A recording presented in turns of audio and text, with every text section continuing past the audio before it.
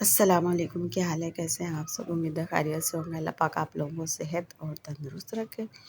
तो मैं लाई हूँ आपके लिए, अगर आपके पास गोला कबाब जो हैं एक्स्ट्रा पड़े हैं या फ्रीज़ हुए हुए हैं, तो उसको आपने सालन कैसे बनाना है, उसकी ग्रेवी बना के उसके साथ, ताकि आसानी से रोटी खाई जाए।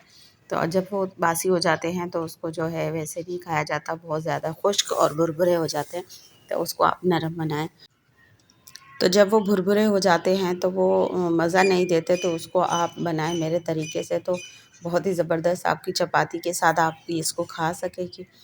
तो सबसे पहले जो है आपने जो है ये करना है, मेरी वीडियो को फुल वॉच करना है, लाइक करना है और करना है मेरे चैनल को सब्सक्राइब, और सब्सक्राइब करना है आपने और लाइक करना है और करना है बेल आइकन को क्लिक, ताकि मेरी आने वाली वीडियो आप तक सबसे पहले पहुंच सके।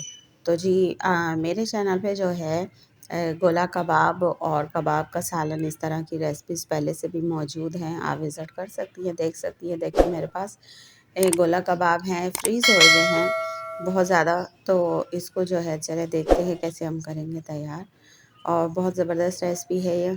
अच्छा, ये जो मैंने ऑयल गरम किया था और मैंने कर ली थी हरी मिर्ची और 2-4 टमाटर लेकर ग्राइंड कर लिए थे, तो उसको मैंने घी में डायरेक्टली डाल दिया है। इसको करूँगी मैं थोड़ा-सा भुनाई, और डालूँगी लाइटली सा नमक, बस और कुछ ऐड नहीं करेंगे हम। इसको अच्छे तरह से करके गोला कबाब जो है इसमें छोड़ के दम लगाएँगे, और आप रहिएगा साथ तो देखिएगा फुल मेरी वीडियो को।